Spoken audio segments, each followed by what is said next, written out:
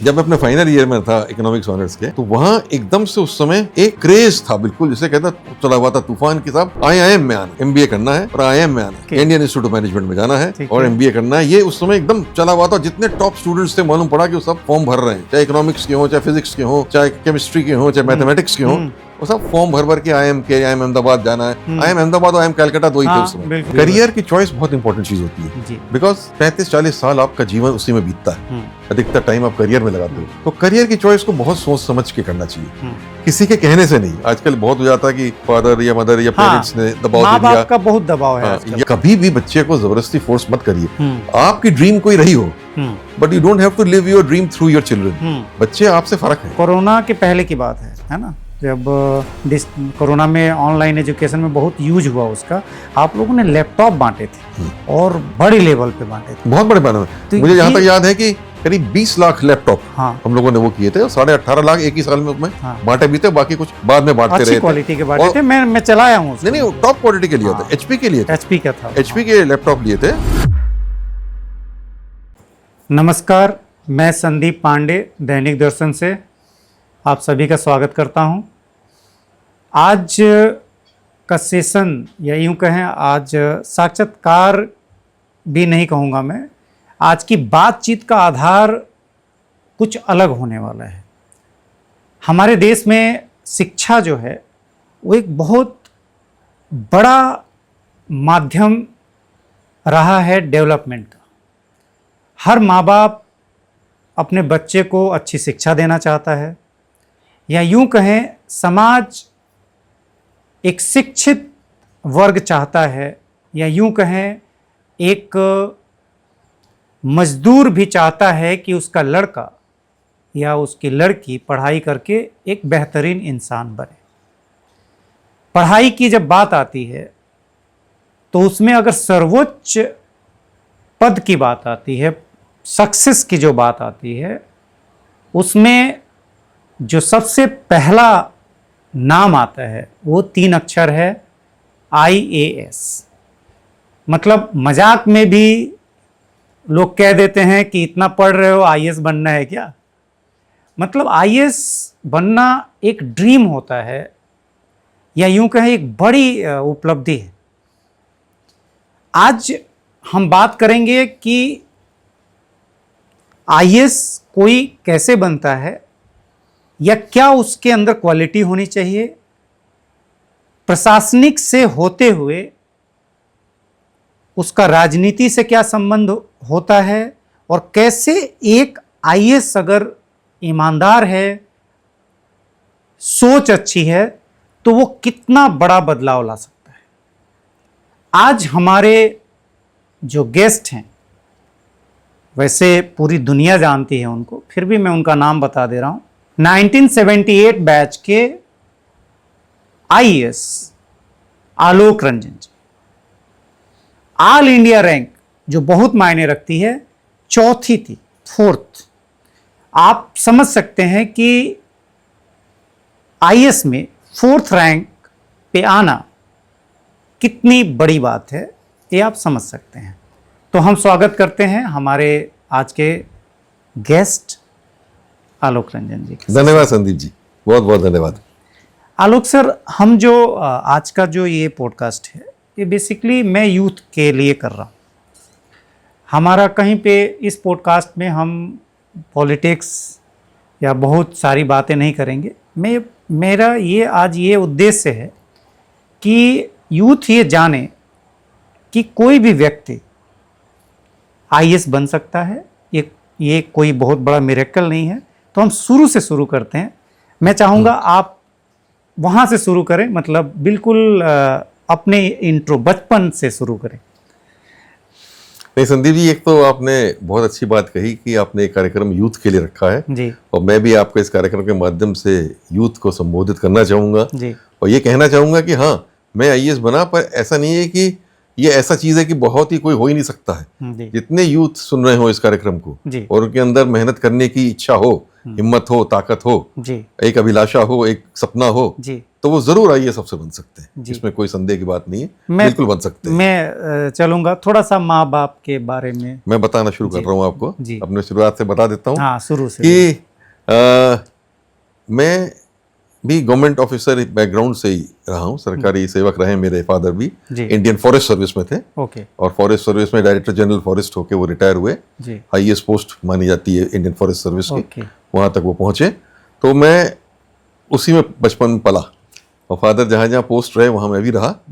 तो ज़्यादातर दो जगह रही मेरे बचपन की जो मुझे याद है, और बहुत पहले तो नैनीताल में थे जब मैं 4-5 साल तक का रहा, तो मुझे याद नहीं उसका। उसके बाद वो आ गए थे देहरादून। ओके देहरादून में एक बहुत खूबसूरत जगह है FRI, फॉरेस्ट रिसर्च इंस्टीट्यूट। जी बहुत ही रमणीक, बहुत ही सुंदर स्थान है, इतना चारों तरफ पेड़ पौधे जंगल, इतनी खूबसूरत बिल्डिंग्स। तो क्या जिसने वहाँ भी देखा होगा, वहाँ हम लोग भी जा सकते हैं? बिल्कुल जा सकते हैं। FRI तो खुला है देहरादून में, जो जाते हैं वो एक टूरिस्ट अट्रैक्शन है देहरादून का इस समय। तो जो भी देख रहे होंगे वो लोग यूथ जाके FRI FRI देखें, जरूर देखने लायक जगह है। तो अच्छा। FRI में मेरा बचपन रहा, अच्छा क्लास पहली कक्षा से लेके जी और 9th तक, क्लास 9 तक मैं FRI में रहा। ओके अपने फादर हमारे वहाँ उस जमाने में जो हाईएस्ट पोस्ट होती थी वहाँ प्रेसिडेंट FRI, उस पद पे थे हमारे फादर, और हम वहाँ पे रहे। जी और मैंने अपनी शिक्षा जो प्राप्त करी वो सेंट जोसेफ्स एकेडमी देहरादून में करी। सेंट जोसेफ एकेडमी देहरादून में स्कूल था ये, उसमें था क्रिश्चियन मिशनरी स्कूल था। आयरिश ब्रदर्स हम लोगों को पढ़ाया करते थे, आयरलैंड के थे। ओके और बहुत ही स्ट्रिक्ट स्कूल था, बहुत डिसिप्लिन पे वो थी, बहुत ही ज़्यादा स्ट्रिक्टनेस थी। तो उस वातावरण में हम लोगों ने पढ़ाई करी, और जी क्लास 1 से क्लास 9 तक पढ़ी। मुझे बहुत अच्छा लगता था स्कूल, ओके बहुत अच्छा स्कूल था, बहुत अच्छी पढ़ाई थी, बहुत अच्छे उसके स्पोर्ट्स के मैदान थे, सब थे। और उसके बाद फिर हमारे फादर पोस्ट हो गए थे principal conservator, chief conservator of forest UP. तो principal chief conservator forest UP हो गया यहाँ लखनऊ में ऑफिस होता है, क्योंकि यूपी की टॉप पोस्ट है फॉरेस्ट की, उसमें वो पोस्ट होके आ गए। तो मैं भी आ गया साथ में। क्लास 10 और ISC, उस समय 11th में ही हम लोग ISC का बोर्ड दिया करते थे। तो ISC बोर्ड का एग्जाम क्लास ये हमने दिया यहाँ पे लामार्टनियर से, लामार्टनियर कॉलेज लखनऊ से किया हमने। और लामार्टनियर से करने के बाद अच्छा था, मैं पढ़ाई में अच्छा था और अच्छी पोजीशन आई, अच्छे मार्क्स आए। तो ये था कि अब आगे क्या करना है। जी तो हमारे घर में हमेशा से वातावरण ये था, हमारे फादर भी यही कहते थे कि भाई अगर काबिलियत है और मेहनत कर सकते हो तो IAS बनो। ओके उनके ये एक उनका भी सपना था बिल्कुल। कि मेरे बेटे मेरे बच्चे IAS में आए, और वो हम लोगों को हमेशा, हर माँ बाप का हाँ, और हमको ये घर में इस बात के लिए इनकरेज करते थे, प्रोत्साहित करते थे, और यही कहते थे कि भाई अगर इस लेवल की पढ़ाई कर सकते हो, एकेडमिकली इतने ब्राइट हो सकते हो और मेहनत कर सकते हो, तो ज़रूर कोशिश करो और IAS में आने की कोशिश करो। तो ये एक मन में इच्छा थी बचपन में, ये घर का वातावरण था। इसी बात में एक ही बात ये भी थी कि भाई अब दिल्ली यूनिवर्सिटी में जाके पढ़ो, वो अच्छा रहता है IAS के हिसाब से तैयारी करने के लिए भी, और वैसे भी स्टैंडर्ड एजुकेशन बहुत अच्छा है वहाँ का। और वहाँ भी सेंट स्टीफेंस कॉलेज बहुत मशहूर था। तो हमारे फादर ये भी कहते थे भाई सेंट स्टीफेंस में आप अच्छे मार्क्स लाओगे, एडमिशन हो जाएगा तो एक नींव पड़ जाएगी पूरी आगे के लिए। जी तो हमने यही किया। उसके आगे सेंट स्टीफेंस कॉलेज में अप्लाई किया, और Saint Stephen's College Delhi University में हमारा एडमिशन हो गया। ठीक है। इंटरेस्टिंग बात ये रही कि मैं पहले साइंस स्टूडेंट था, फिजिक्स केमिस्ट्री मैथमेटिक्स था मेरा 11th में, और अच्छा स्टूडेंट था साइंस का। और हमारे फादर भी बड़े साइंस के ही थे, और साइंस की तरफ उनका झुकाव भी था। जी तो बात घर में यही होती थी कि मैं फिजिक्स पढ़ूं, फिजिक्स ऑनर्स करूं। लेकिन पता नहीं क्या हुआ, जो समय बदला, और कुछ ऐसा हुआ कि मेरे कुछ जो ISC का एग्जाम हुआ बोर्ड का, उसमें इंग्लिश लिटरेचर, इंग्लिश लैंग्वेज, इस सब सब्जेक्ट्स में बहुत हाई मार्क्स आए थे। तो मेरा भी, मुझे समझ में आया कि मेरा झुकाव कुछ और है। I am more interested in लिखने वाले जो सब्जेक्ट्स हैं, ह्यूमैनिटीज वाले। मुझे लिखने का शौक है, पढ़ने का बहुत शौक था, रीडिंग में बहुत करता था। रीडिंग मेरी हॉबी थी हमेशा से, बहुत किताबें पढ़ता था। क्लास 3-4 से शुरू कर दिया था, और लगातार क्लास और करिकुलम के बाहर की किताबें मैं बहुत पढ़ता था, आउटसाइड कोर्स। तो मैंने उस समय पता लगाया कि दिल्ली यूनिवर्सिटी में सबसे टॉप कोर्स जो माना जा रहा था वो हुआ करता था इकोनॉमिक्स ऑनर्स। दिल्ली यूनिवर्सिटी में है, और जगह नहीं है इतना, पर दिल्ली यूनिवर्सिटी का टॉप कोर्स इकोनॉमिक्स ऑनर्स, और भी सेंट स्टीफेंस कॉलेज उसमें नंबर 1 माना जाता था। जी तो हमने सेंट स्टीफेंस कॉलेज में इकोनॉमिक्स ऑनर्स के लिए अप्लाई किया। जी थोड़े बहुत मेरे फादर तो खुश नहीं हुए कि मैंने फिजिक्स से इकोनॉमिक्स बदल दिया, और उन्होंने कई बार पूछा भी, अरे ये क्यों कर दिया। लेकिन हमने कहा नहीं है, बस हम डिसाइड कर लिया है, हम इकोनॉमिक्स ही करेंगे। तो हमने इकोनॉमिक्स ऑनर्स बढ़ा, एंड वहाँ सिलेक्शन होता है, इंटरव्यू होता है, सब होता है, करके हम सेलेक्ट हो गए सेंट स्टीफेंस कॉलेज में, वहाँ हॉस्टल में भी मिल गया हमको, रहे 3 साल रहे और हमने इकोनॉमिक्स ऑनर्स किया। बहुत अच्छा लगा मुझे सब्जेक्ट भी इकोनॉमिक्स, खासतौर से डेवलपमेंटल इकोनॉमिक्स जो होती है, तो उससे पूरे अपने देश के विकास और पूरे विश्व के विकास, आर्थिक विकास के बारे में हाँ, क्या स्ट्रैटेजी होनी चाहिए और क्या हो रहा है चारों तरफ, उसको आदमी समझ लेता है और समझ के उसके बारे में अपना एक दृष्टिकोण एक बना सकता है। अब ये था कि नेक्स्ट स्टेप ये होना चाहिए था लॉजिकली, क्योंकि मैंने बताया कि आईएएस का सपना था, तो डी स्कूल जिसे कहते हैं दिल्ली स्कूल ऑफ इकोनॉमिक्स से एमए कर लेना चाहिए था और एमए करके फिर आईएएस की परीक्षा देनी चाहिए थी। पर यहाँ एक मोड़ आया, अकस्मात एक मोड़ आया लाइफ में।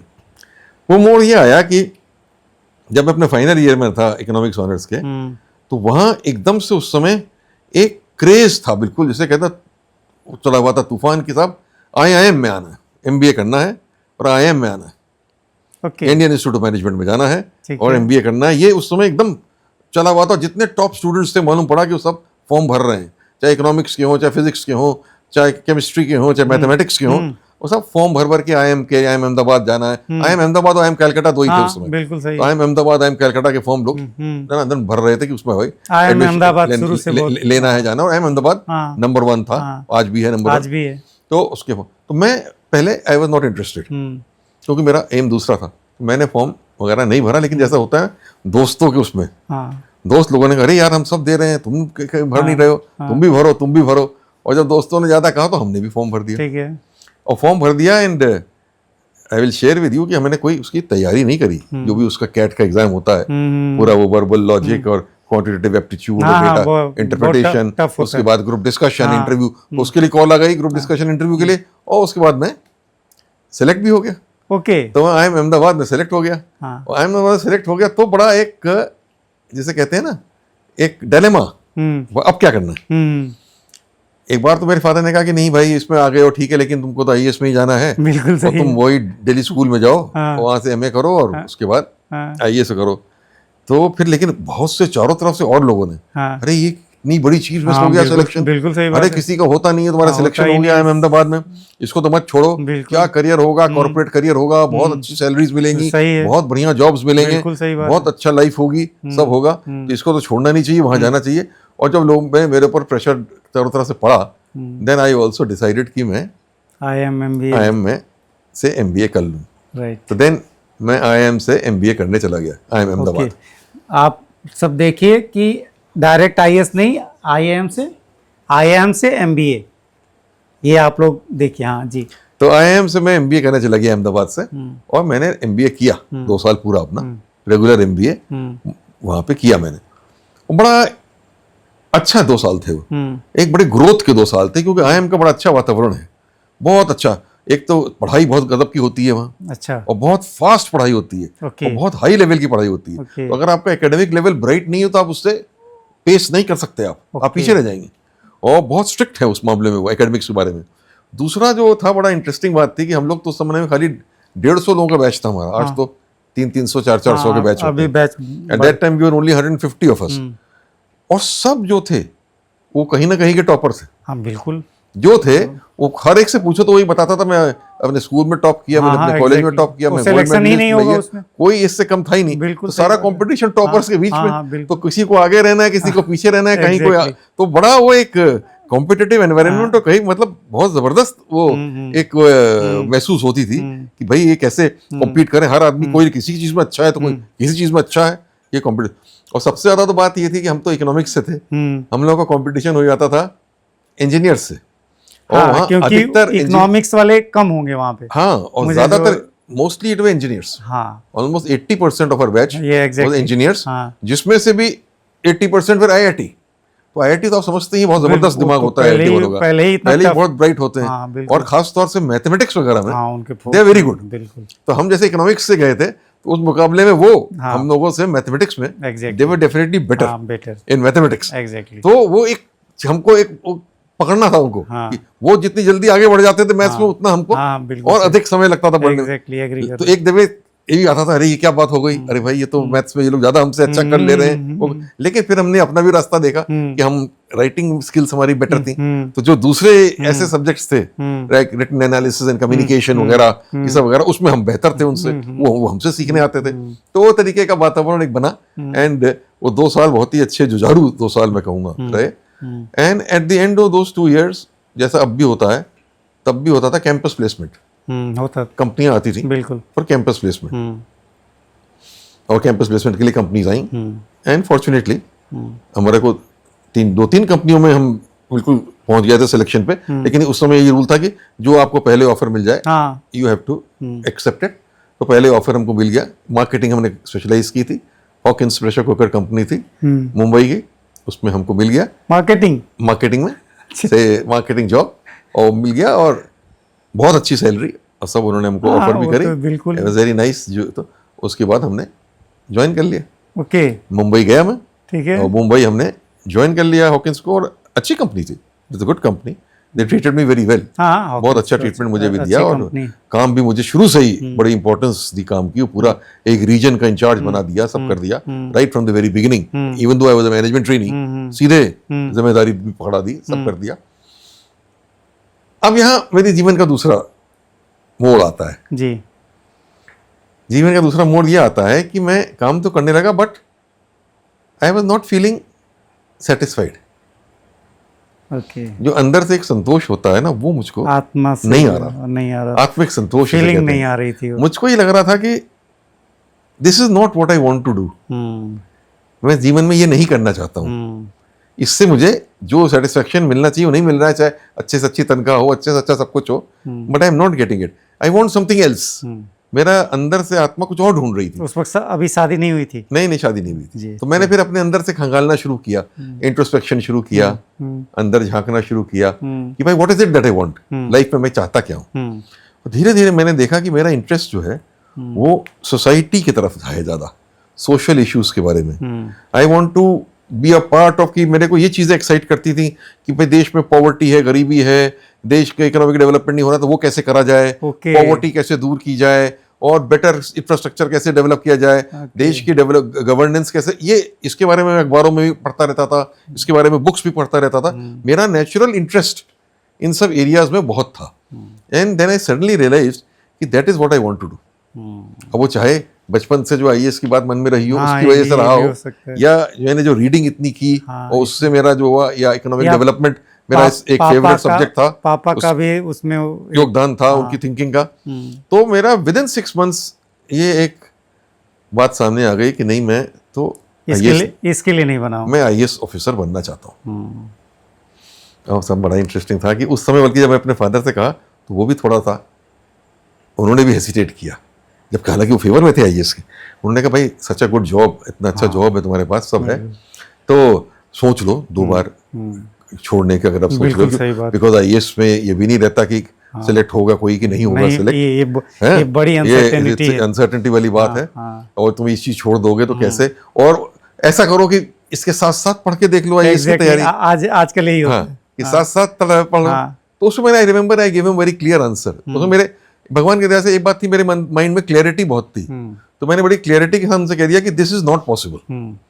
इवन कॉर्पोरेट सेक्टर का जॉब होता है, बहुत डिमांडिंग जॉब होता है, they are giving me good salary, they are giving me good profile, everything, मैं इस बात से, लेकिन जॉब बहुत डिमांडिंग है। मुझे सुबह के 8-9 बजे से लेके रात के 8-9 बजे तक तो काम करना ही, जॉब के साथ आप आईएएस नहीं करना ही करना है। और जब 10-12 घंटे आप उस मेहनत से आप ऑफिस में काम कर रहे हो, देर आफ्टर आप सोचिए कि अब रात में बैठ के कितनी पढ़ाई कर लोगे, बिल्कुल सही बात, घंटा 2 घंटा पढ़ लोगे, उससे आईएएस नहीं हो सकते। उससे IAS is also, you have to prepare with a lot of time in hand. तो मैंने कहा वो नहीं हो सकता, इसलिए ये तो निर्णय लेना ही पड़ेगा।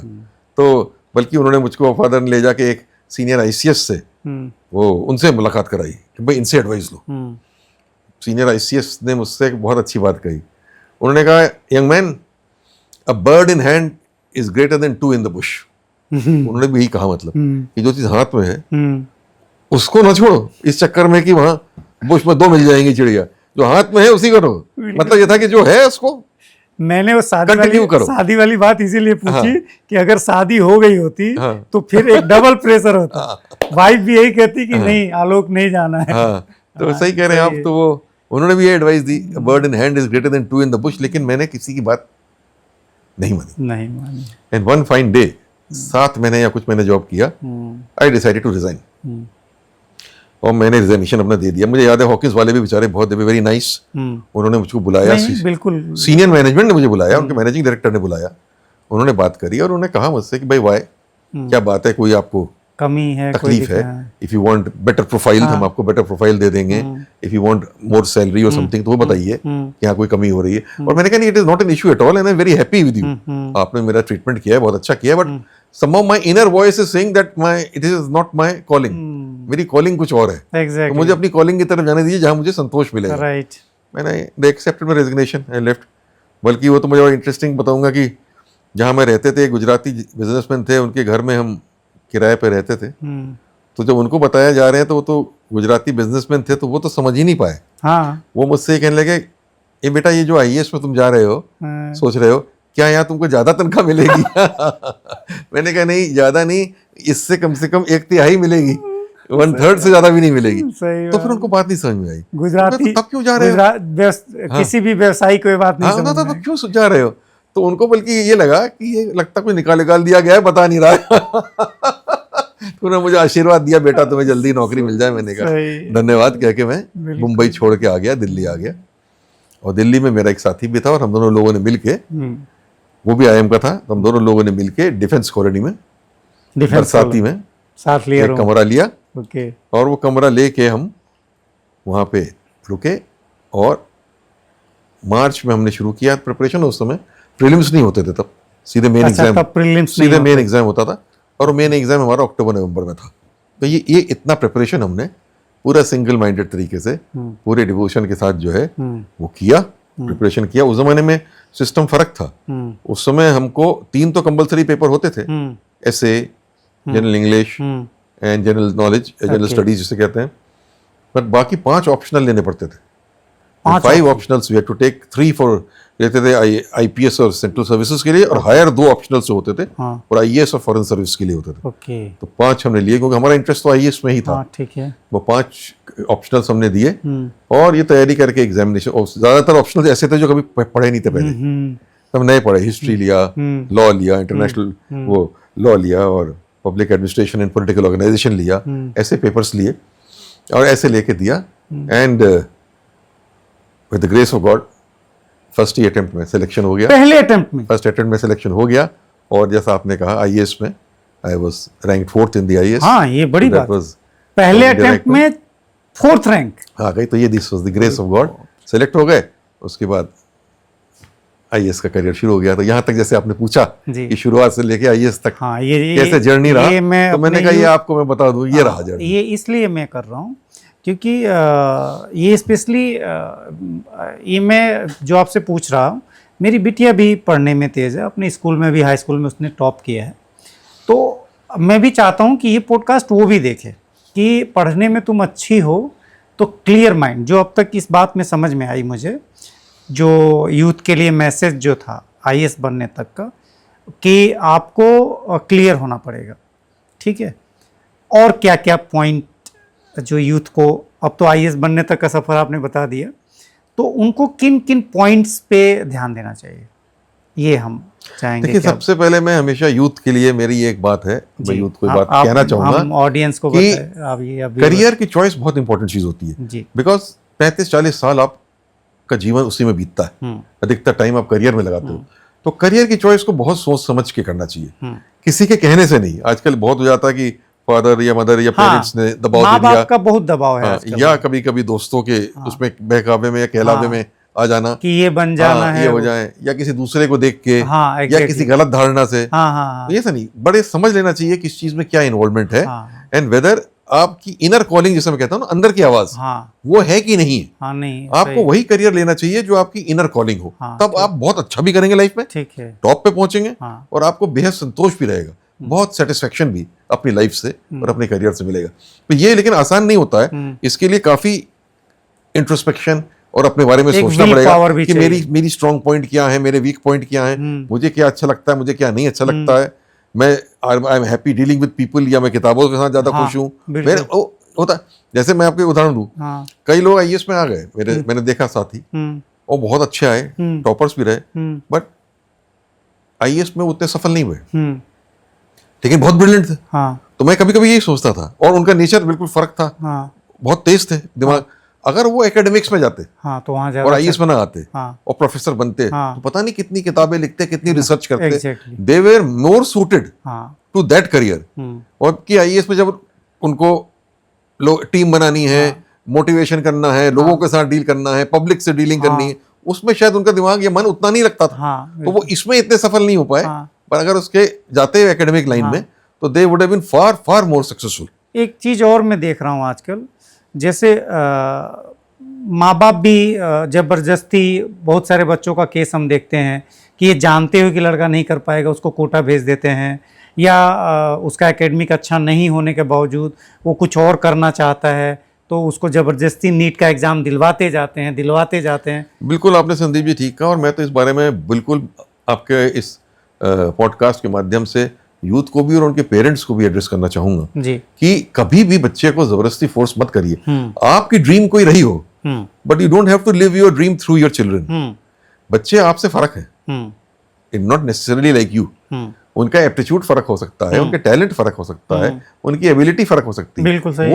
उनको बढ़ने दीजिए, और जिस तरफ उनका झुकाव और इंटरेस्ट हो उस तरफ उनको इनकरेज किए जाने को। आदमी उसमें आजकल तो, अब तो उस जमाने में तो कम करियर थे, अब तो 200-300 करियर अवेलेबल है इस समय मार्केट में। और किसी भी करियर में आप चले जाइए तो आप टॉप पे पहुंच जाइए, तो you can earn money, you can live a very good life, और बहुत संतोष भी आपको मिल सकता है। सही बात है। इसलिए किसी को ढकेलना नहीं चाहिए। मैंने तो, आपने जो बात कही, मैं प्रिंसिपल सेक्रेटरी टेक्निकल एजुकेशन था उत्तर प्रदेश का। मुझे याद है एक बार एक लड़के को लेके एक पेरेंट्स मेरे पास आए, और ये था कि साहब ये सक्सीड नहीं किया है इसमें जेईई और सब में, और यूपीटीयू के एंट्रेंस एग्जामिनेशन में, और आप इसको जो है कहीं मैनेजमेंट कोटा से कहीं दिलवा दीजिए इंजीनियरिंग में admission.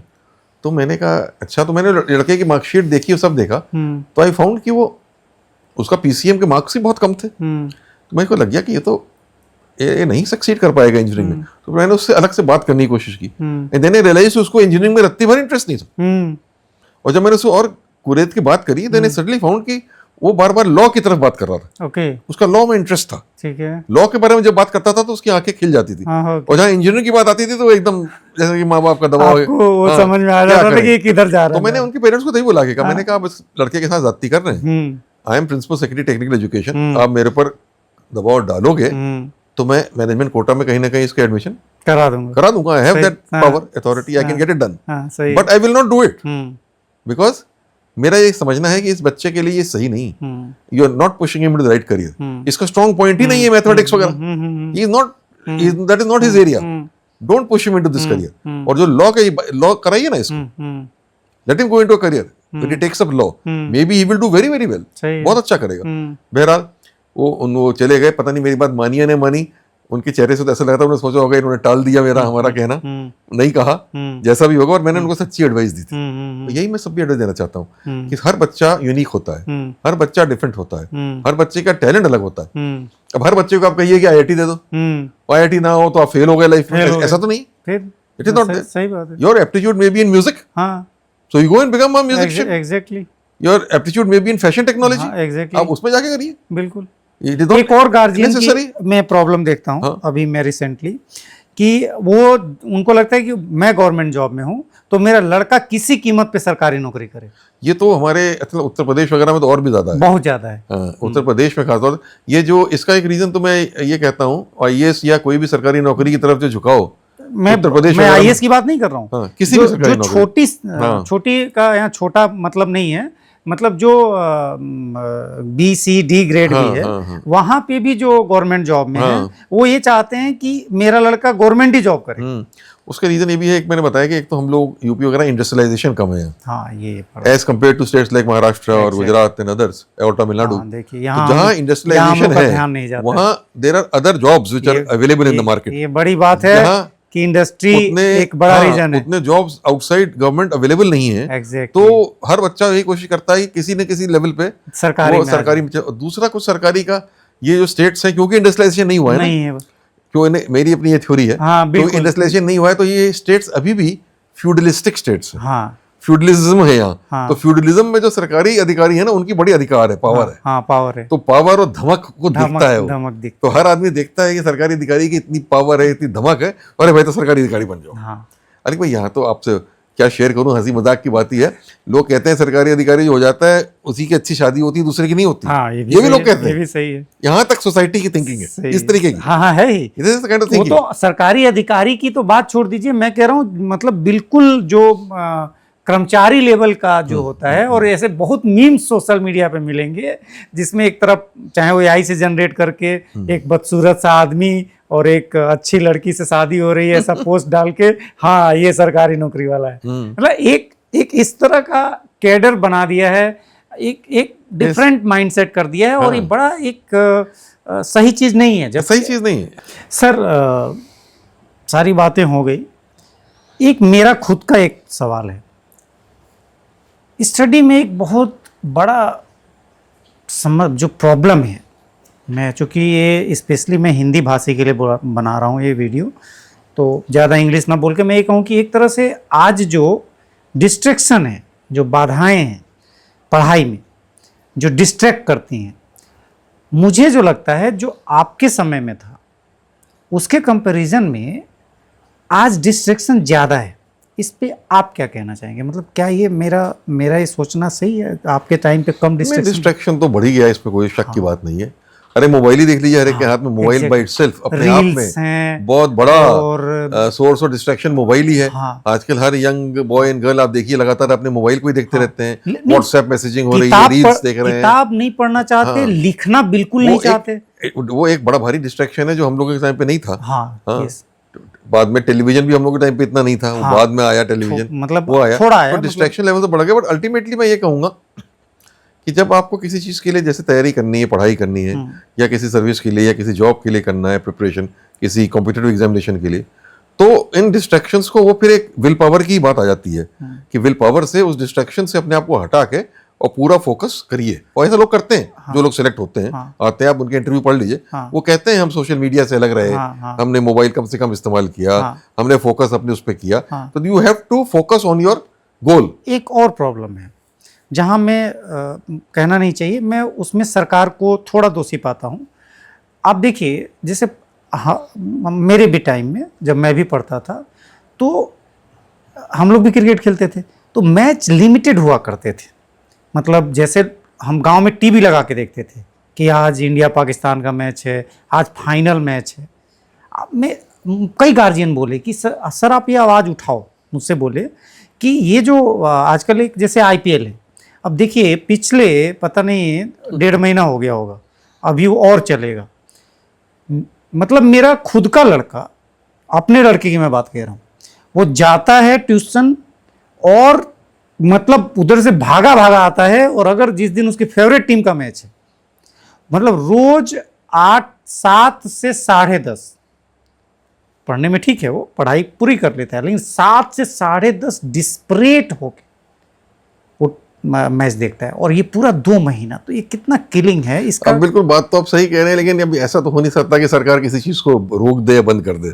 This is natural evolution की पार्ट है, कम्युनिकेशन बढ़ रहा है, सब कुछ बढ़ रहा है, तो दिस थिंग्स आर इंक्रीजिंग। ये मैं गार्जियन का दुख बता रहा हूं। वो डिस्ट्रैक्शन तो है, डिस्ट्रैक्शन है, लेकिन अब ऐसा नहीं है कि गवर्नमेंट किसी चीज को ये करे कि लॉ से कह दे कि अब थोड़ा बहुत तो हो रहा है। तो सोशल मीडिया पर गवर्नमेंट सोच रही है कि एक उम्र के नीचे जो है सोशल मीडिया एक्सेस जो है नहीं अलाउ करें। ऑस्ट्रेलिया वगैरह में किया ही है, इंडियन गवर्नमेंट भी इसके बारे में विचार कर रही है। तो ये सब तो गवर्नमेंट थोड़ा बहुत रेगुलेट कर सकती है, बट बाय एंड लार्ज अब यू कांट रियली स्टॉप किया इसके लिए IPL बंद कर दिया जाए या IPL ना देखे कोई, दैट इज नॉट पॉसिबल। वो आएगा ही टीवी में, तो वो तो घर में ही वो एक रेगुलेशन करना पड़ेगा, या बच्चे को ही अपने गोल को देखते हुए अपने आप को कंट्रोल करना पड़ेगा। यहाँ से एक और चीज जो बाहर निकल के आ रही है, जो कुछ थोड़े बहुत जो पैसे दे दिए जा रहे हैं सोशल मीडिया चलाने वालों को, है ना, तो एक तरफ वो जो चमक धमक है वो भी मिसगाइड कर रहा है, मुझे जो समझ में आ रहा है। मतलब घंटों लाइव रहना, है ना, और ऊल जलूल रील बनाना, जो यूथ जो मिसगाइड है वो मुझे समझ में आ रहा है। तो आपको क्या लगता है कि इसके लिए एक प्रॉपर गाइडलाइन बनानी चाहिए कि आप कंटेंट क्या डालें? ये तो है कि कंटेंट ऐसा ऑफेंसिव नहीं होना चाहिए हाँ। या गलत कंटेंट नहीं होना चाहिए, ये तो गवर्नमेंट भी कहती है। और उसकी जो ये होते हैं साइट्स, उसको भी कहा जाता है, इन्फ्लुएंसर्स वगैरह को भी कहा जाता है। और पॉइंट ये है कि इससे ज़्यादा गवर्नमेंट के कंट्रोल की बात नहीं है, मोर और less it is a matter of self control, जितना ज़्यादा हो सकता है। और दोनों साइड हैं, ये चीज़ें आई हैं इससे, जहाँ एक तो लोगों को बहुत अपॉर्चुनिटी भी मिली है जो पहले नहीं थी, ये भी मैं कहना चाहूँगा। ये भी बात सही है। जहाँ एक तरफ डिस्ट्रैक्शन है, अब आज कहाँ से लोग आपको ये भी तैयार हो जा रहे हैं जो गजब का कंटेंट भी क्रिएट कर लेते हैं, ये भी सही है। गजब की आपकी फिल्म भी बना ले रहे हैं, बिल्कुल। गांव में रह के फिल्म बना रहे हैं, एक से एक बढ़िया फिल्म बना लेते ये हैं, भी और एक से एक अपने म्यूजिक को सॉन्ग्स रिकॉर्ड कर रहे हैं। तो यहाँ जो टैलेंट कभी सामने आता नहीं, वो सामने आ रहा है। यहाँ आप ये कहना चाहेंगे कि चाकू है, सब्जी काटो या गला काटो, it can work both ways. उसके जो एडवांटेजेस हैं उनको भी देख लिया जाए, और डिसएडवांटेजेस हैं उसको ऑफ कोर्स सोसाइटी को, पेरेंट्स को, कम्युनिटी को, सबको थोड़ा बहुत अपने आप से उसको कुल मिला के विल पावर और कंसंट्रेशन इंपॉर्टेंट है। चलिए आगे बढ़ते हैं, वहां तक की बात हो गई। जॉब एज अ आईएएस पहली कौन सी थी आप? देखिए, आईएएस में मैं यूपी कार्डर में अलॉट हुआ, क्योंकि हम लोग की जो कार्डर अलॉट होता है वो मेरिट के अकॉर्डिंग होता है। तो हमारा होम स्टेट यूपी था। आमतौर पे यूपी नहीं मिलता जल्दी लोगों को, क्योंकि वो मेरिट में एग्जॉस्ट हो जाता है, पर क्योंकि रैंक हाई थी इसलिए यूपी मिल गया। ये सबसे पहले अच्छी बात रही। और Lal Bahadur Shastri national academy of administration में हमने ट्रेनिंग करी, 1 साल वहाँ ट्रेनिंग करी, उसके बाद 1 साल डिस्ट्रिक्ट ट्रेनिंग। डिस्ट्रिक्ट ट्रेनिंग हमको गोरखपुर भेजा गया था। अच्छा, गोरखपुर मेरा होम टाउन है। अच्छा, गोरखपुर में डिस्ट्रिक्ट ट्रेनिंग करी और करके फिर वापस गए और पूरा करके आए। तो पहली पोस्टिंग तो जो होती है आईएएस में, वो होती है एज सब डिविजनल मजिस्ट्रेट ही होती है, एसडीएम। वो करीब 2 साल ऑफिसर एसडीएम के पोस्ट पर रहता है। एसडीएम रहे गोरखपुर? हम रहे नहीं, गोरखपुर में तो अंडर ट्रेनिंग था। अंडर ट्रेनिंग एसडीएम फिर मुझे यहाँ पोस्ट हुआ था, उस समय कानपुर डिस्ट्रिक्ट था, अनडिवाइडेड कानपुर था। तो उसमें डेरापुर तहसील थी। तो डेरापुर तहसील में मैं एसडीएम बना, और 1 साल फिर मुझे पहाड़ों में पोस्टिंग हो गई थी। वो चमोली डिस्ट्रिक्ट हुआ करता था, चमोली, ऊखीमठ, जहाँ केदारनाथ मेरे अंदर आता था, जुरिडिक्शन में आता था। तो एसडीएम ऊखीमठ भी रहा 1 साल। तो 2 साल ये एसडीएम रहा। उसके बाद हम लोग प्रमोट हो जाते हैं सीनियर टाइम स्केल में करके, फिर आगे की पोस्टिंग मिलती है। अगली पोस्टिंग वहां से मैं बन गया था general manager UP state corporation है डाला में, मिर्जापुर में। वहाँ मुझे पोस्ट किया गया था। बहुत अच्छा असाइनमेंट था वो, बहुत ही इंटरेस्टिंग और बहुत ही इन्वॉल्वमेंट वाला। वो करीब मैंने 3 साल किया, और उसके बाद मेरे को पहला डिस्ट्रिक्ट का चार्ज मिल गया डीएमशिप का। वो डीएम गाजीपुर में बना था। डीएम गाजीपुर में? ये कितने साल मतलब रहे वहाँ? डीएम गाजीपुर में रहा 2 साल, 2 साल रहा करीब डीएम गाजीपुर रहा। फिर आगे और उसके बाद हो गया था मैं managing director UP state spinning mills Kanpur. और उसके बाद महाकुंभ मेला 1988 का आ रहा था, तो मुझको इलाहाबाद का वो म्युनिसिपल कमिश्नर इसे कहते हैं, प्रशासक and vice chairman of the Allahabad development पूरा उस मेले को पूरा जो मेले वाला तो अलग होता है अधिकारी। अच्छा। हम पूरे शहर को देख रहे थे, शहर को एज म्युनिसिपल कमिश्नर के and as vice chairman of the development authority. दोनों चार्ज मेरे पास थे। तो उसका असर शहर में पूरा पड़ता है ना, मिलेगा पूरे शहर, सारा ट्रैफिक शहर से आता है। तो शहर का सारा सड़कें चौड़ी होती हैं, इंक्रोचमेंट हटाया जाता है, सफाई होती है, पानी व्यवस्था की जाती है, सीवर सफाई होती है, ये तमाम काम शहर में होता है। प्रशासनिक लेवल पे बहुत तो वो बहुत जो इसलिए मुझको वहाँ भेजा गया। तो मैं 2 साल वहाँ रहा। उसके बाद छोड़े लेके डायरेक्टरेट ऑफ इंडस्ट्रीज में एडिशनल डायरेक्टर बना। फिर उसके बाद मुझे फिर डीएमशिप मिली, और फिर एक के बाद एक कई डीएमशिप मिल गई, क्योंकि ज्यादातर लोगों को अपने करियर में 1 या 2 डीएमशिप मिलती, पर मेरी खुशकिस्मती थी कि मुझको 5 डीएमशिप मिली। 5? हाँ। तो गाजीपुर तो पहले मिला, उसके बाद मैं डीएम बांदा बना, डीएम बांदा के बाद डीएम गाजियाबाद, डीएम गाजी के बाद डीएम आगरा, और डीएम आगरा के बाद डीएम इलाहाबाद जो अब प्रयागराज। तो मैं इस तरीके से 5 डिस्ट्रिक्ट करी। उसके बाद हम लोग प्रमोट होके हायर स्केल में चले गए। तो ये शुरू का करियर रहा। चलिए ठीक है। शादी कब हुई? हाँ, 81 में हो गई थी। मैं एसडीएम ही था कानपुर में, मेरा समाप्त हो गया था एसडीएम शिप करी तभी मेरी शादी हो गई। ओके। बच्चे? 2 बच्चे हैं, दोनों प्राइवेट सेक्टर कॉर्पोरेट सेक्टर में है। वो आईएएस की तरफ नहीं आए। अब देखिए उनका अलग था, उनका अलग झुकाव और दादाजी से अलग हो गया। उनका अलग झुकाव था। मैं कॉर्पोरेट सेक्टर छोड़ के इधर आया, वो एमबीए करके वो सब करके वो कॉर्पोरेट सेक्टर में गए, and they are doing very well. एक मोटोरोला कंपनी को हेड कर रहे हैं, मार्केटिंग उनका India and South East Asia पूरा, गुड़गांव में बेस्ड है। एक एलजी इलेक्ट्रॉनिक्स में है, उनका मार्केटिंग स्ट्रेटेजी विंग और एयर कंडीशनिंग को उसको हेड कर रहे हैं नेशनल लेवल पे। So they are both doing very well, अच्छा काम कर रहे हैं। चलिए ठीक है, आगे बढ़ते हैं। 2012 में एक बड़ी 2012 से जो 17 का कार्यकाल है आपका, और उसको एग्जैक्टली जो आपको लोग जानते हैं, जो आज के दौर के लोग, जो सारी बातें तो हो गई, अब शायद वो आप लोग समझ लेंगे होंगे अब तक कि आलोक रंजन सिर्फ 2012-17 के नहीं थे, उससे पहले भी बहुत चीज़ें थी। तो अभी जो है 2012 से 2017 वाली चीज़ सब जानना चाहते हैं। तो 2012 और 17 में बहुत सारे काम किए आप लोगों ने, आपकी और वो उस वक्त तत्कालीन मुख्यमंत्री की जोड़ी बड़ी हिट मानी जाती है। कुछ उसके बारे में बताइए। नहीं, देखिए 2012 से 17 के पीरियड में मैं पहले तो मेरे पोस्टेड था एज एपीसी कहा जाता है, एग्रीकल्चर प्रोडक्शन कमिश्नर। ये हमारे उत्तर प्रदेश में चीफ सेक्रेटरी के बाद नेक्स्ट पोस्ट यही होती है। उस पे स्केल सेम होता है chief secretary, it is said to be the second post after that of chief secretary. और 19 डिपार्टमेंट जो एग्रीकल्चर रूरल डेवलपमेंट से संबंधित होते हैं वो एपीसी देखता है। तो ये बहुत अच्छी पोस्ट है, ये मेरे पास थी। और साथ ही साथ उस समय के मुख्यमंत्री जी ने मुझे, माननीय अखिलेश यादव जी ने मुझे आईआईडीसी भी बना दिया था। अच्छा, infrastructure and industrial development commissioner. तो वो इंडस्ट्रीज के रिलेटेड भी मैं काम देखता था। तो काफी अच्छे डिपार्टमेंट्स मेरे पास थे एज हेडिंग देम। और मुझे याद है ये 2 साल मैंने इन दोनों पोस्टों पे काम किया और बहुत अच्छा रहा। एज एपीसी हम लोगों ने ये सुनिश्चित किया था, मुझे अभी भी याद है, कि फर्टिलाइजर वगैरह की कमी जो पहले हुआ करती थी उसको, मुझे याद है पहले लाइनें लगती थी, ब्लैक मार्केटिंग की तमाम शिकायतें आती थी, वो खत्म हो गई थी। इस तरीके से मैनेज किया हमने। वहां सीधे कंपनी से कब रेक लोड हुआ, कब चला, कब कहाँ डिलीवर हुआ, कब कैसे किसान तक पहुंचा, उसकी मॉनिटरिंग इतनी अच्छी तरीके से की थी कि कंप्लीटली ये हो गया था कि फर्टिलाइजर की कोई शॉर्टेज वगैरह यूपी में है ही नहीं। और सीड वगैरह की भी अवेलेबिलिटी सब टाइम पे करा दी, सारे इनपुट्स पहुंचा दिए। साथ ही साथ मार्केट्स डेवलप किए थे। चीफ मिनिस्टर साहब जो थे उनको एग्रीकल्चर मंडीज की डेवलप करने का बहुत वो था। तो हमने बुंदेलखंड में भी डेवलप करी मॉडर्न मंडीज, और भी जगह करी, जिससे किसान की प्रोड्यूस की मार्केटिंग जो है वो सही तरीके से हो सके और उसको उचित दाम जो है अपने प्रोड्यूस का मिले। 2 महत्वपूर्ण योजना जरूर मेंशन करूंगा इस समय जो हुई जब मैं एपीसी था। एक तो कामधेनु योजना। कामधेनु योजना थी डेयरी का रेवोल्यूशन। अच्छा, हमने एक अच्छी नस्ल की गाय 100 तक गायों का यूनिट एक बनाया। एक मिनी कामधेनु तो 50 यूनिट था। वो उसके लोन सबवेंशन दिया हमने, इंटरेस्ट सबवेंशन दिया, और करके अच्छी नस्ल की गायें उनको खरीदवा के दी फार्मर्स को, जिससे उनको एक पूरी डेयरी अपनी सेटअप कर सके। अच्छा। और उसमें बहुत बढ़िया दुग्ध उत्पादन और उसका पूरा चेन बना दी कि कहाँ दुग्ध खरीदा जाएगा, कहाँ चिलिंग प्लांट होगा, कहाँ प्रोसेसिंग होगी, कैसे बढ़ेगा। एज अ रिजल्ट जो है किसान की आय में बढ़ोतरी का वो बड़ा भारी कदम था कामधेनु स्कीम। सिमिलरली हम लोगों ने एक पोल्ट्री की स्कीम दी थी। मुझे अभी तक याद है उस समय पोल्ट्री में 1 करोड़ अंडे जो है पर डे कहा जाता था, बाहर से आते हैं उत्तर प्रदेश में। तो हम लोगों ने कहा ये खत्म करके हम लोग सेल्फ रिलायंट बन जाए।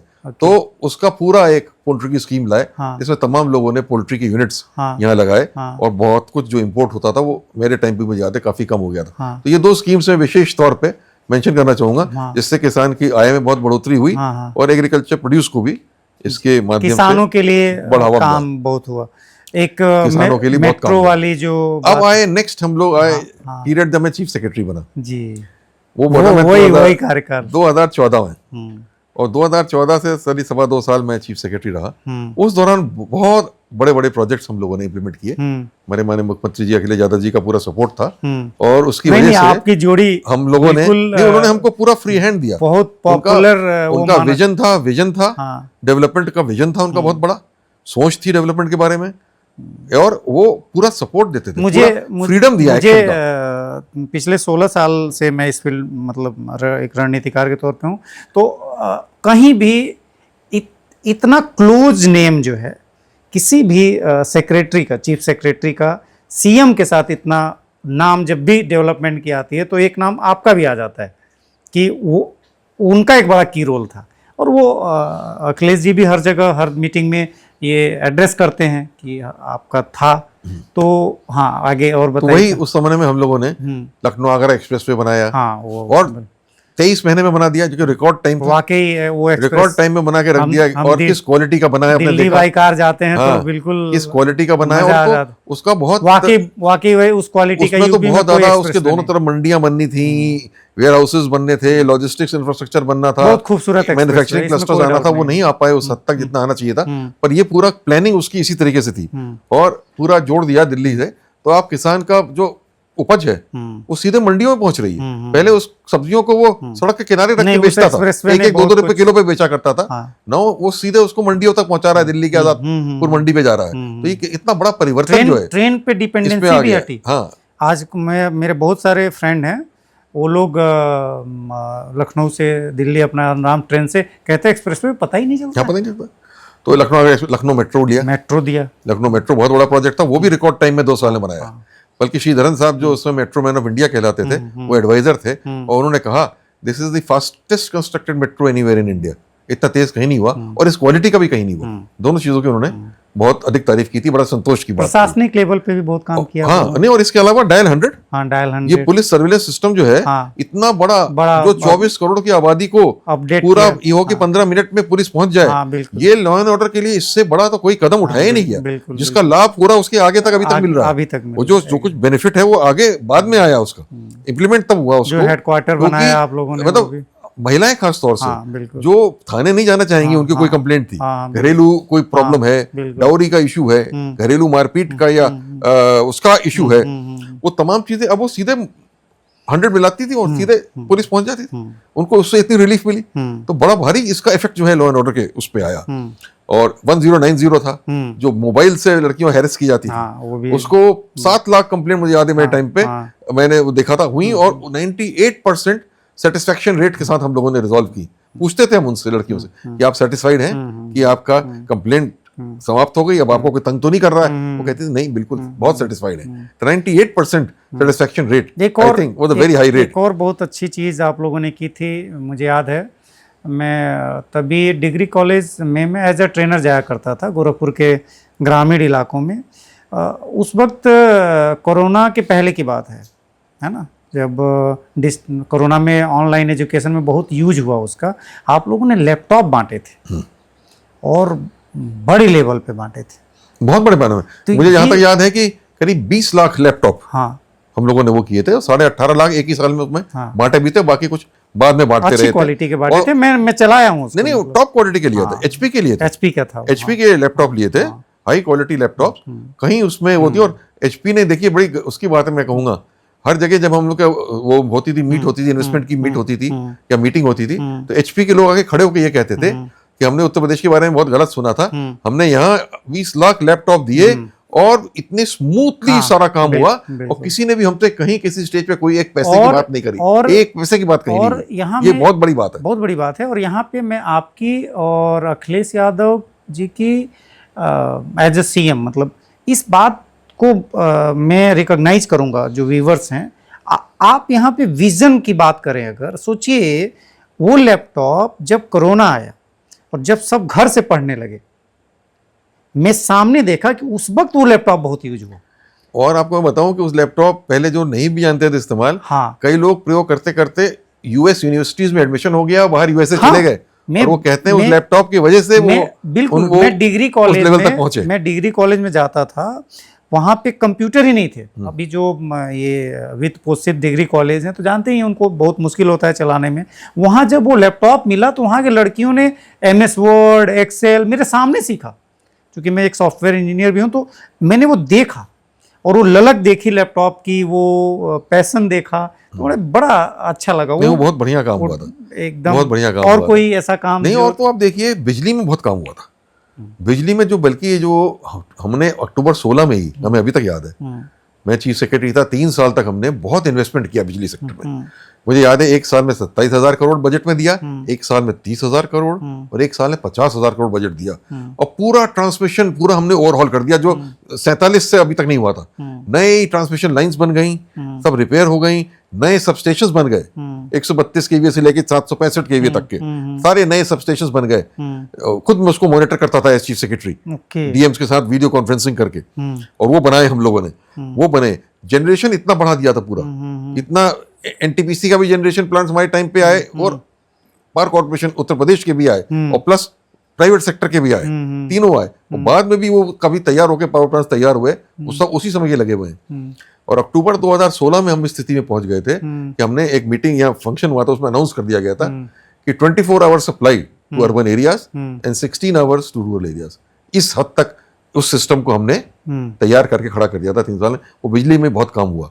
दूसरा, जिला मुख्यालयों को 4 लेन रोड से जोड़ना। हम्म, मेरे अपने कार्यकाल में मुझे याद है 75 में से 50 जिला मुख्यालयों को हम्म, 4 लेन रोड से हमने जोड़ दिया था। बाकी 25 में भी कार्रवाई स्टार्ट हो चुकी थी। हम्म, आगे कब कंप्लीट हुए क्या नहीं हुए मुझे को ध्यान नहीं, हम्म। और मेरे टाइम का मैं बता रहा हूँ इतने तक हो गया था। तो ये इतना बड़ा काम था, उससे कितना मोबिलिटी बढ़ गई, जिले जुड़ गए, और मतलब बहुत पक्का 108 एम्बुलेंस हाँ, कि 15 मिनट में एम्बुलेंस पहुंच जाए, बिल्कुल 108 कितना बड़ा काम था वो। हाँ, और लखनऊ देख लीजिए, हाँ। इकाना स्टेडियम, इकाना जहाँ स्टेडियम, सारा आईपीएल आपने मेंशन किया, सारा Yes, आईपीएल yes, वहीं yes। खेला जा रहा है। इकाना स्टेडियम मैं बनाया। अपने बेटे को बता दूं, इकाना स्टेडियम सर लोगों का बनाया हुआ है, देख लो तुम। हाँ, जनेश्वर मिश्रा पार्क। जनेश्वर मिश्रा पार्क। अच्छा, और देखिए हाई कोर्ट की बिल्डिंग, बिल्कुल। पुलिस का ऑफिस, हम सुबह आप देखिए जाते हैं, एक से एक लोकनायक टहलने। भवन जो है बना, हाँ, बिल्कुल सही एक गंगा गोमती रिवर फ्रंट देखिए, बिल्कुल। एक से एक चीजें जो और है मैं और भी प्रोजेक्ट कराई गई। मैंने और भी देखा, मैं एक जिक्र करना चाहूंगा, जो एसिड विक्टिम है, ये मैं व्यूअर्स, ये तो मेरा खुद का, जो सिरोज हैंग आउट, शिरोज, जहाँ वो मतलब तारीफ करते नहीं थकती, और शायद गवर्नमेंट मतलब जो आजकल की जिस तरह से वो है, मैं कुछ कहूँगा नहीं, लेकिन आप लोगों ने उनको वहाँ एक बहुत बड़ा आधार दिया। आज भी मैं सिरोज जाता हूँ और सब लोग ये कहते हैं कि ये बहुत बड़ा, नहीं बिल्कुल बिल्कुल बहुत बड़ा काम किया। बिल्कुल। तो ये एक इमोशनल अटैचमेंट नहीं दिखाता था, है। बिल्कुल था। कि एक उस समय की हम लोगों ने सरकार में ये कोशिश की थी कि सरकार संवेदनशील हो, हाँ, संवेदनशील हो, और जो गरीब है, पिछड़ा है, या जिसके साथ ज्यादती हुई है, देखा उसको जस्टिस दी जाए, उसको आगे बढ़ाया जाए, ये हर तरह की कोशिश थी। इसीलिए वो समाजवादी पेंशन योजना बड़ी अच्छी थी। हाँ, ये देखिए भी सब महिलाओं को दी जाती थी, उस समय 750 रुपये महीना हम देते थे, सीधे बैंक अकाउंट में पहली तारीख को ट्रांसफर हो जाता था, उसमें कोई कहीं घपला या गड़बड़ कहीं नहीं होने दिया गया था। और उसके साथ साथ आप देखिए लोहिया विलेज ग्राम विकसित किए गए थे, बिल्कुल सही वो बैकवर्ड जहाँ ज्यादा लोग रहते थे, पिछड़े, वो गांवों को लेके उनका पूरा संपूर्ण विकास अभी कराया गया था। लोहिया आवास बनाए गए थे। लोहिया आवास अभी आजकल हमारे एक दोस्त, हम लोग सुबह टहलने जाते हैं लोहिया पार्क, तो वो उसको मालूम नहीं था कि ये मुलायम सिंह जी ने बनाया है। और वो इतना अनुशासित है वो पार्क कि बहुत लोग आते हैं सुबह, अच्छा, बहुत लोग टहलने जाते हैं, बहुत टहलने आते हैं, और बहुत अच्छा है बिल्कुल। मतलब तो ये काम तो मुझे भी अच्छे लगे। तो ये तमाम काम जो है हुए, हाँ। तमाम काम। ओके, बहुत चीजें पेंशन निकाल, कैंसर हॉस्पिटल जो बना है आपके लखनऊ में, वो तभी का है। हाँ, मेदांता उसी समय आया, उसको मेदांता जमीन दी, भी, सब हाँ, करी। बिल्कुल। ये पैलेसियो मॉल जो बना है, ये तभी का है। तभी का है, ये राइट। सब चीजें जो हैं, ये उसी समय के विकास है। बिल्कुल बिल्कुल, बहुत डेवलपमेंट हुआ था। मैं कहूंगा ये उसमें सब लोग रिकॉग्नाइज अखिलेश यादव जी का बड़ा विजन था, बड़ी हाँ, सोच थी, बिल्कुल, बहुत अच्छी सोच थी, और हमने अपनी टीम को लेके हाँ, उस विजन उसको को एग्जीक्यूट करने में प्रॉपर एग्जीक्यूट किया, इसमें कोई डाउट नहीं है। ये सब लोग मानते हैं इस बात को। मैं एक सवाल यहाँ पे है, सबके जहन में है, कि अक्सर जो चीफ सेक्रेटरी होते हैं, सरकारें बदलती हैं तो वो बदल जाते हैं, या यूं कह लो कि उनका माइंडसेट चेंज हो जाता है।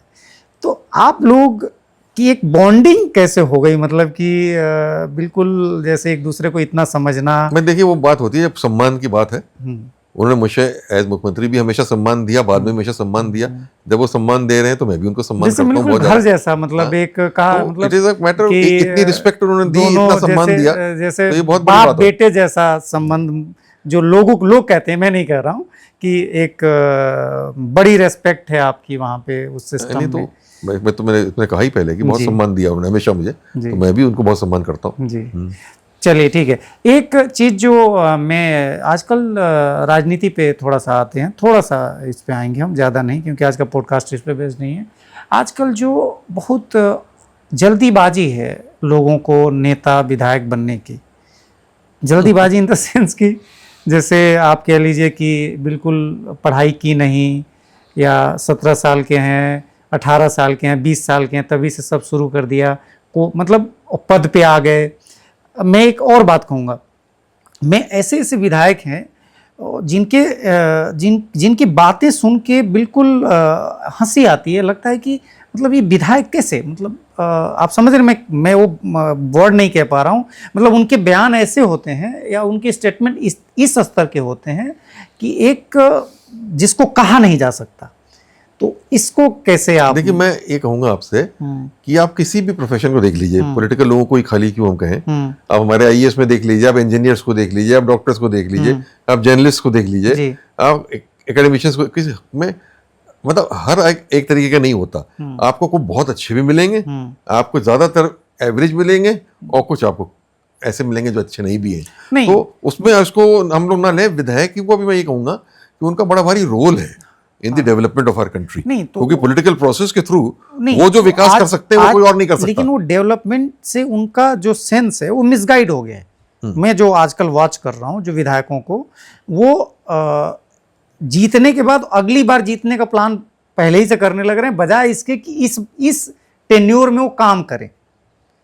जो डेवलपमेंट का जो थॉट होना चाहिए वो नहीं वो है। आप सही कह रहे हैं कि उनका वर्क तो डेवलपमेंट का ही होना चाहिए और लोगों की समस्याएं बोल्डनेस के साथ होना चाहिए, उसको और मैं समझता एग्जीक्यूशन हूं कि करना चाहिए। बहुत से अधिकतर लोग करते भी हैं विधायक जो होते हैं, क्योंकि अगर वो ऐसा नहीं करेंगे हाँ। तो दोबारा जीत के भी नहीं आ पाएंगे, हाँ। क्योंकि अकाउंटेबिलिटी उनकी पब्लिक को है। हाँ। अगर पब्लिक का वो रिड्रेसल नहीं करेंगे प्रॉब्लम्स का, समस्याओं का, हाँ। या विकास का नहीं करें तो वो जीत के भी नहीं आ पाएंगे दोबारा। लेकिन हाँ, कुछ लोग नहीं करते हैं तो फिर वो तो वैसे मैं कहा कि वो अपना हर तरीके के लोग आपको हर जगह मिल जाएंगे। पर मेरा अपना विचार है कि हाँ, पॉलिटिकल लोग जो हैं उनको बहुत अधिक योगदान दे सकते हैं विकास में, बहुत सबसे ज़्यादा दे सकते हैं, और उनको एक प्रिंसिपल के आधार पे चलना चाहिए और करना चाहिए कि हम समाज में जस्टिस लाएंगे, इनइक्वालिटीज़ को दूर करेंगे और कंट्री का डेवलपमेंट कराएंगे। इस ओर अपने आप को फोकस करना मैं चाहिए। एक और बात मैं चाहूँगा, आप यूथ पॉलिटिक्स जो यूथ है उनको बताएं, जो अब तो पढ़ाई वाली हो गई बात, जो एज अ पॉलिटिशियन जो यूथ अपने को देख रहे हैं, जो पहले मर्यादित चीज़ें होती थी, मैंने देखा है, जो मैं सबकी बात कर रहा हूँ, जैसे हमारे नेताजी मुलायम सिंह यादव को कह लीजिए, अटल बिहारी वाजपेयी को कह लीजिए, राजीव गांधी को कह लीजिए, उन लोगों के टाइम पे जब सदन चलता था तो एक मर्यादित डिस्कशन होता था, एक भाषा की जो मर्यादा होती थी।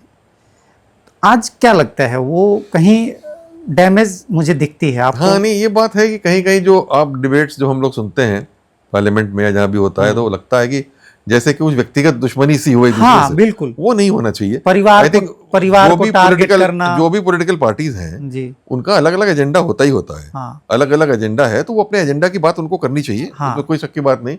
और दूसरा आदमी जो विचार रख रहा है आपसे फर्क, हाँ। वो दुश्मन नहीं है। नहीं, बिल्कुल वो सही दुश्मन बात। नहीं है। हाँ। वो उसका विचार अलग है। हाँ, विचार अलग है। और दोनों विचार जब सामने आते हैं, हाँ। तो उसी के मंथन से कुछ बेहतर कुछ निकल के बेहतर आता निकलता है, है। जो देश के विकास के लिए और बेहतर होता है। तो ये तो मैं समझूंगा दैट ये प्रोसेस है। हाँ। ये पार्लियामेंट्री प्रोसेस बनी इसीलिए है कि ऑल दी व्यूज, जितने भी विचार हैं वो सामने आ जाएं और उन विचारों को समावेश करते हुए नीतियां बने, उसके कार्यक्रम बने, बिल पास हो, वो सबको समावेश करते हुए हो। तो आई थिंक वो पॉजिटिव ही होना चाहिए। ये थोड़ा सा, ये आपने जरूर कहा कि कहीं कहीं भाषा भी लोगों की ऐसी हो जाती है, कहीं कहीं ज्यादा वो लड़ाई झगड़े का भी वातावरण दिखाई पड़ने लग जाता है हाउस में, सदन में। तो वो नहीं होना चाहिए, दैट इज नॉट करेक्ट। वो गलत एक मैसेज भी देता है पब्लिक को भी। हाँ। अच्छा, एक सवाल मेरा ये है कि क्या सरकार को आज के डेट में एआई एक बड़ी प्रॉब्लम हो गई है? किसी की फ़ोटो किसी के साथ, किसी तरह का फेक वीडियो, फेक चीज़ें, तो आप एक बहुत बड़े लेवल पे रहे हैं, मतलब यूँ कह लें आपने सारे फेस देखे हैं। तो प्रशासन या गवर्नमेंट को आप इसके लिए क्या एडवाइस करना चाहेंगे कि इसको कैसे कंट्रोल? नहीं, ये डीप फेक वाला तो, ये जो फेक वो है, हाँ, तो बहुत बड़ी समस्या है। बहुत बड़ी समस्या। और इसके लिए बहुत मेहनत करनी पड़ेगी हमारे गवर्नमेंट को भी, हमारे साइंटिस्ट और सीधे टेक्नोलॉजिस्ट इमेज को भी। रून हो जा रहा है। दे हैव टू, हाँ, वो तो इससे कुछ भी हो सकता है।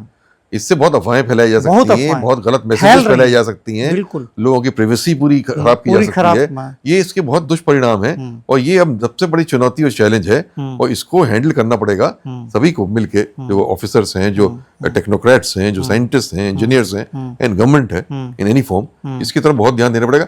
ये बहुत बड़ा प्रॉब्लम है और अगर ये नहीं टैकल हुआ तो इससे बहुत भ्रांतियां जो हैं समाज में फैलना शुरू हो जाएंगी, हो रही हैं। मैं देख रहा हूँ कि किसी के भी, मैं पक्ष विपक्ष दोनों की बात कर रहा हूँ, जैसे कि उनकी भी बनाई जा रही है, इनकी, मतलब दोनों बना के, और एक गलत तरफ पूरी चीज़ जा रही है। तो इस पे मतलब सरकार को या इस पे एक नियम होना चाहिए उसको रोकने के लिए, कि पता चले कौन कर रहा है। हाँ, रेगुलेशन होना चाहिए। कहीं से भी कुछ भी वायरल, कोई भी फेक चीज़ कर दे रहा है, और नहीं, अफवाहें फैलाने से कई बड़ी शांति व्यवस्था की समस्या खड़ी हो जाती है, दंगे फसाद हो सकते हैं। तो रेगुलेशन इज वेरी एसेंशियल। चलिए, ये तो अभी हमें लग रहा है सारी बातें हो चुकी होंगी। आज इस पॉडकास्ट से सभी लोग जान गए होंगे कि आलोक रंजन जी क्या हैं, इन्होंने क्या किया। एक लास्ट क्वेश्चन, कि कॉन्क्रीट जो यूथ हैं, जो सीधे उन्हीं यूथ पे ही आज बात हुई है, जो व्यक्ति युवा जो अपने को विधायक के तौर पे देखना चाहता है, मंत्री बनना चाहता है, मुख्यमंत्री बनना चाहता है, जो भी उसके एम्बिशन है पॉलिटिक्स में, उनको किस विचारधारा को लेके चलना चाहिए? देखिए, पॉलिटिक्स आपने कहा करियर, जो पॉलिटिक्स का करियर बनाना चाहे उसको तो अपने स्टूडेंट लाइफ से ही पॉलिटिक्स में इंटरेस्ट लेना पड़ेगा और पॉलिटिकल एक्टिविटीज में इन्वॉल्व होना पड़ेगा। पहले लिस्ट तो स्टूडेंट यूनियन वगैरह के थ्रू लोग अपने आप को डेवलप करते थे, अब वो काफी हद तक कहीं अलाउड है, कहीं नहीं अलाउड है, लेकिन फिर भी स्टूडेंट लाइफ से कुछ पॉलिटिकल इंटरेस्ट उनका डेवलप होना पढ़ेगा। साथ साथ उसके बाद आ जाता है लोकल बॉडीज में, जो है urban local bodies, rural local bodies, इनके चुनाव में वो सीख सकते हैं, बढ़ सकते हैं और फिर आगे बढ़ के एमएलए, एमपी इस तक लेवल तक पहुंचते हैं। तो वो भी अपने आप में एक बड़ा करियर है, जिसमें आपको एक लेवल से स्टार्ट करके सीखना पड़ेगा कि पॉलिटिक्स में क्या होता है, कैसे करा जाता है, कैसे पब्लिक के प्रॉब्लम एड्रेस किए जाते हैं, कैसे स्पीच दी जानी चाहिए, कैसे क्या कहना चाहिए, बहुत सी चीजें जो है उसमें सीखने की होती हैं। मतलब आई थिंक कि पॉलिटिक्स ऐसा करियर है जो कि बड़ा इंपॉर्टेंट है देश के लिए। और मैं तो ये कहूंगा कि मोर एंड मोर अच्छे हाईली एजुकेटेड लोगों को भी पॉलिटिक्स की तरफ आना चाहिए। वो थोड़ा है कि मसल पावर नहीं है या मनी पावर नहीं है, तो मसल पावर मनी पावर को दूर करना चाहिए। अपनी इलेक्टोरल हमारी जो प्रैक्टिसेस हैं, हमारे इलेक्टोरल रिफॉर्म्स ऐसे होने चाहिए कि कोई अगर साधारण व्यक्ति, वेल एजुकेटेड पर्सन, उसकी नीयत अच्छी है और देश करना चाहता है और उसके पास वैसा पैसा नहीं है, वैसी मसल पावर नहीं है, but he wants to contribute to the nation, तो वो आ सके पॉलिटिक्स में और सफल तरीके से पॉलिटिक्स को एज अ करियर कर सके। जितने और अच्छे लोग और तरह तरह के डाइवर्स लोग पॉलिटिक्स में आएंगे, वो पॉलिटिक्स उससे एनरिच होती चली जाएगी, सशक्त होती चली जाएगी और वो फिर वैसी पॉलिटिक्स बनेगी जो देश को आगे ले जाएगी। लोकतंत्र में और लोकतंत्र भी आगे बढ़ेगा और देश आगे बढ़ेगा, देश आगे बढ़ेगा। तो ये थे हमारे साथ एक तरह से कह सकते हैं उत्तर प्रदेश के मोस्ट पॉपुलर पर्सनालिटी, और मैं खुद भी इनको अपना आइडियल मानता हूँ, सीखता रहता हूँ और ज़िंदगी पूरी सीखने में ही बीत जाती है। ये पॉडकास्ट मैंने सिर्फ और सिर्फ यूथ के लिए बनाया है।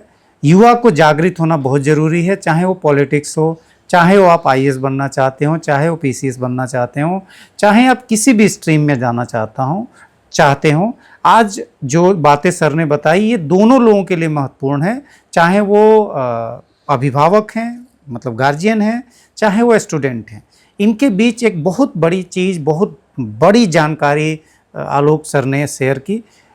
आगे सर के साथ हम आगे भी पॉडकास्ट करेंगे जिसमें हम राजनीति की भी बात करेंगे, क्योंकि हम जानते हैं कि आप लोगों की आज इस पॉडकास्ट से वो संतुष्टि नहीं मिली होगी। आप सब ये इंतज़ार कर रहे होंगे कि आपने 27 की चर्चा क्यों नहीं की, 27 के बारे में बात क्यों नहीं की, 27 में क्या होने वाला वक्त है, इस बारे में भी बात करेंगे सर से अगले पॉडकास्ट में। तब तक के लिए धन्यवाद, नमस्ते। बहुत बहुत धन्यवाद।